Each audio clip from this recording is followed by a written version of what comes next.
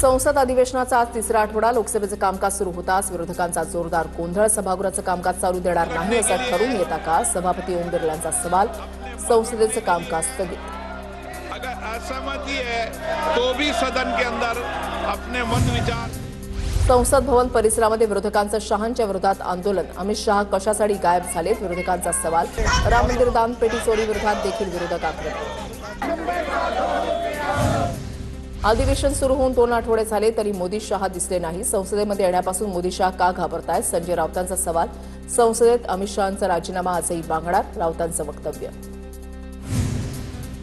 मल्लिकार्जुन खरगेंच्या दालनामध्ये विरोधकांची बैठक पार पडली. संसदेच्या पावसाळी अधिवेशनाच्या पार्श्वभूमीवर बैठकीमध्ये चर्चा. सरकारला घेरण्यासाठी विरोधी पक्षांच्या गटनेत्यांची खलबतं. भाजप नेते आणि माजी खासदार ब्रिजभूषण सिंह यांना कोर्टाचा मोठा दिलासा. ब्रिजभूषण सिंह यांची दिल्लीच्या राऊज एव्हेन्यू कोर्टाकडून निर्दोष मुक्तता. महिला खेळाडूंच्या लैंगिक छळाच्या प्रकरणामध्ये ब्रिजभूषण सिंह यांना दिलासा. खासदार पप्पू यादव यांच्यावर पत्रकार परिषदेदरम्यान चाकू हल्ल्याचा प्रयत्न. माझ्या हत्येचा कट रचला गेला पप्पू यादव यांचा आरोप. राम मंदिर दान चोरी प्रकरणी संसदेबाहेरील आंदोलनानंतर यादव चर्चेत आले होते. चंदा चोरीचा देखावा सादर केल्यानं पप्पू यादवांवर चाकू हल्ल्याचा प्रयत्न. सत्ताधाऱ्यांचा तिळपापड झाल्यानं हल्ला केल्याचा रोहित पवारांचा आरोप. खुनाच्या प्रयत्नाचा गुन्हा दाखल करा. हल्ल्याचा मास्टर माइंड सुद्धा पुढे आणला पाहिजे रोहित पवारांची मागणी. जंतर मंतरवरील जेएनसी आंदोलनानंतर शिंदेची शिवसेना ॲक्शन मोडवर. 2029ला 38 कोटी तरुण मतदार होणार असल्यामुळे सेना मास्टर प्लॅन आखणार. जेएनसी मतदारांचं नेतृत्व करण्यासाठी योग्य चेहऱ्याची निवड करणार. तरुणांच्या प्रश्नांवर आतापासून काम करण्याच्या शिंदेच्या सूचना. दिल्लीतल्या संसद मार्च लाठीचार्ज प्रकरणी सुप्रीम कोर्टामध्ये आज पुन्हा सुनावणी होणार. एसआयटी स्थापनेबाबत कोर्टाच्या भूमिकेकडे लक्ष. झारखंडमधील कथित पेपरफुटी भ्रष्टाचार प्रकरणी विद्यार्थ्यांचं आंदोलन. अभिजित दिपकेंचा व्हीसीद्वारे विद्यार्थ्यांशी संवाद. सर्व विद्यार्थ्यांच्या पाठीशी खंबीरपणे उभे असल्याचा दिपकेंकडून विश्वास व्यक्त. देशातील सर्व विरोधी पक्ष दिपकेंच्या नेतृत्वात वाटचाल करतायत. अस्तित्व संपलेले सीजेपी आंदोलनामध्ये अस्तित्व शोधण्याचं काम करतायत. जयकुमार गोरेंचा हल्लाबोल. गोरेंनी माझ्या आसपास पण फिरू नये, त्यांना त्रास होईल. आज सत्ता आहे, उद्या सत्ता गेल्यावर काय होईल. संजय राऊतांचा जयकुमार गोरेंना इशारा. गोरेंनी उद्धव ठाकरे यांच्यावर केलेलं वक्तव्य कोणत्या संहितेमध्ये बसतं संजय राऊतांचा सवाल. सोलापुरात संजय राऊतांच्या समर्थनार्थ ठाकरे सेना रस्त्यावर. राऊतांच्या प्रतिमेला दुग्धाभिषेक करत ठाकरे सेनेची निदर्शनं. जयकुमार गोरेंवर राऊतांनी शिवीगाळ टीका केल्यामुळे भाजपनं आंदोलन केलं होतं. पंकजा मुंडेंनी भाजपमधून बाहेर पडावं. महाराष्ट्राच्या पहिल्या महिला मुख्यमंत्री व्हायला काँग्रेस पंकजांना मदत करेल. हायकमांडला विचारून पंकजांना काँग्रेसमध्ये आणू वडेट्टीवारांचं वक्तव्य. नाशिक शहरामध्ये राष्ट्रवादीने लावलेल्या बॅनर्सची सर्वत्र चर्चा. छगन भुजबळांना पालकमंत्री करा आणि नाशिकला खड्ड्यातून बाहेर काढा अशा आशयाचे बॅनर. शहराध्यक्ष अंबादास खैरे यांनी लावले नाशिक शहरभर बॅनर. छगन भुजबळांना पालकमंत्री करा. नाशिकमध्ये बॅनरबाजी तर नाशिकमध्ये कुणाला पालकमंत्री करायचं महायुतीचे तिन्ही नेते ठरवतील. मंत्री चंद्रशेखर बावनकुळे यांची प्रतिक्रिया. रायगडच्या पालकमंत्री पदासाठी भरत गोगावले आग्रही. गोगावलेंची मुख्यमंत्री उपमुख्यमंत्री शिंदेंशी फोनवरून चर्चा झाल्याची सूत्रांची माहिती. येत्या 3-4 दिवसामध्ये तिढा सुटेल. गोगावलेंना दोघांकडून विश्वास. मुख्यमंत्री देवेंद्र फडणवीसांकडे दैवी शक्ती. फडणवीस सर्व गुण संपन्न. उच्च आणि तंत्रशिक्षण मंत्री चंद्रकांत पाटलांचं मोठं विधान. एकनाथ शिंदेंच्या क्लस्टर योजनेला गणेश नाईकांचा विरोध. नादाला लागला तर जागा दाखवणार नाईकांचं थेट आव्हान. तर नाईक काहीही बडबड करतात संजय शिरसाटांची टीका. भाजप आमदार प्रवीण पोटेंची राणा दाम्पत्यावर नाव न घेता टीका. 1000 वृक्ष लागवड करताना मलाच दम लागला, पण काही लोक फुगड्या खेळून आकडे फुगवतात. फुगड्या खेळणाऱ्यांच्या अंगावर आधी शेला टाका. पोटेंचा राणा दाम्पत्यावर निशाणा. येणारा काळ आपलाच, आता चमत्कार दाखवावा लागेल. आपण फिट राहायला पाहिजे. धनंजय मुंडेंचं वक्तव्य. तर गुंडागर्दीसाठी फिट राहत असेल तर चिंताजनक. हर्षवर्धन सपकाळांची मुंडेंच्या वक्तव्यावर प्रतिक्रिया. कुंभमेळा समिती बरखास्त करण्याची माकपकडून मागणी. कुंभमेळ्याची सर्व जबाबदारी मनपाकडेच देण्याची उपजिल्हाधिकाऱ्यांकडे मागणी. मुख्यमंत्र्यांना निवेदन देणार. पुण्यामध्ये सीओपींच्या बाहेर अभाविपचं आंदोलन. मनमानी शुल्कवाढीच्या विरोधात अभाविपचं आंदोलन. सीओईपीच्या प्रवेशद्वारावर जोरदार आंदोलन. बिहार, गुजरात आणि मध्य प्रदेशमधील 3 विधानसभा पोटनिवडणुकांच्या मतमोजणीला सुरुवात. मतमोजणीसाठी निवडणूक आयोगाकडून कडक सुरक्षा व्यवस्था. बिहार, मध्य प्रदेश, गुजरातमध्ये पोटनिवडणुकीसाठी मतमोजणी सुरू. बिहारच्या बांकीपूरमध्ये जनसुराज पक्षाचे प्रमुख प्रशांत किशोर आघाडीवर. भाजपचा उमेदवार दुसऱ्या नंबरवर. एअर इंडिया इमारतीच्या कामाबाबत आज सादरीकरण होणार. मुख्यमंत्री फडणवीसांच्या समोर वर्षा निवासस्थानी सादरीकरण होणार. नुकतंच राज्य शासनानं एअर इंडिया इमारतीचा ताबा घेतलाय. मंत्रालयाबाहेरील काही विभाग लवकरच एअर इंडिया इमारतीमध्ये स्थलांतरित होणार. नीट पेपरफुटी प्रकरणी आज होणारी सुनावणी पुढे ढकलली. पुढील सुनावणी शुक्रवारी होणार. केंद्रानं प्रतिज्ञापत्र दाखल करण्यासाठी कोर्टाकडे वेळ मागितला. लोकशाहीमध्ये कोणीही मोठा नाही, केवळ जनता सर्वश्रेष्ठ. नेत्यांची हुजूरगिरी करण्यापेक्षा जनतेची कामं करा. आमदार नरेंद्र भोंडेकरांचा अधिकाऱ्यांना सज्जड इशारा. नागपूरच्या महापौरांना इतिहासामध्ये पहिल्यांदाच सरकारी बंगला मिळणार. सिव्हिल लाईन परिसरामधील बंगल्यावर लागली महापौरांच्या नावाची पाटी. नागपूरच्या महापौर लवकरच सरकारी बंगल्यामध्ये शिफ्ट होणार. जातीनिहाय जनगणनेच्या मागणीसाठी सकल ओबीसी महामोर्चाची मंडल जनगणना यात्रा आजपासून सुरू. भंडाऱ्यातून सुरू होणारी यात्रा विदर्भातील 11 जिल्ह्यांमध्ये जाणार. विजय वडेट्टीवार हिरवा झेंडा दाखवणार. कोकण रेल्वे प्रवाशांसाठी आनंदाची बातमी. मुंबई ते सावंतवाडी एक्सप्रेस नियमित धावणार. कोकणातील प्रवाशांची अनेक वर्षांची मागणी पूर्ण. मंत्री नितेश राणे यांची प्रतिक्रिया. भिवंडी टीईटी पेपरफुटी प्रकरणामधील सर्व 15 आरोपींना आज न्यायालयामध्ये हजर करणार. भिवंडी न्यायालयामध्ये आरोपींच्या विरोधातील कारवाईची पुढील सुनावणी होणार.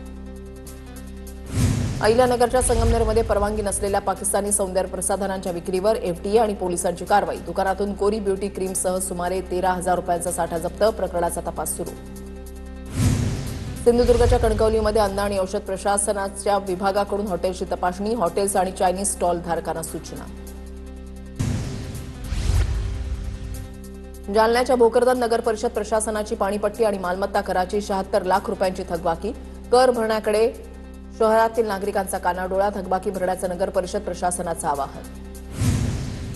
शक्तीपीठ महामार्ग विरोधी संघर्ष समितीची वसमतमधील पिंपळगाव कुटेमध्ये बैठक. बैठकीमध्ये शेतकऱ्यांच्याकडून महामार्गासाठी जमीन न देण्याची शपथ.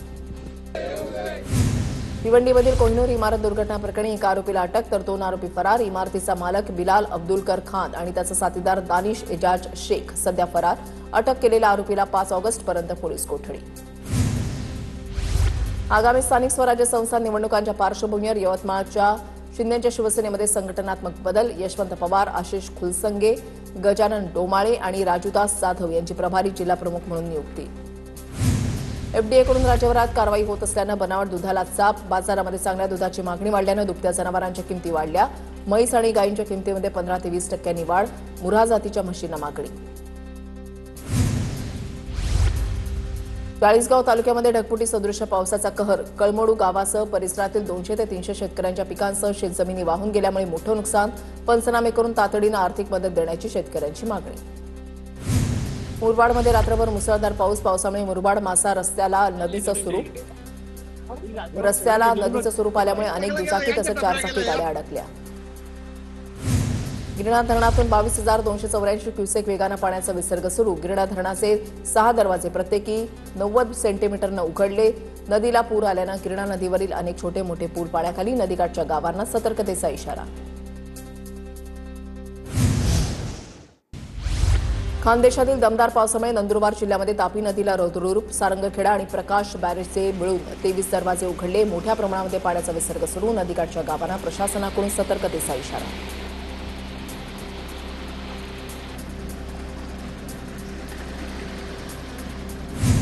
मावळातील पवना धरण 100% भरलं. पाणलोट क्षेत्रामध्ये दमदार पाऊस सुरू. मावळचे खासदार श्रीरंग बारणे यांनी पवना माईचे विधिवत जलपूजन करून जलसंवर्धनाचा केला संकल्प.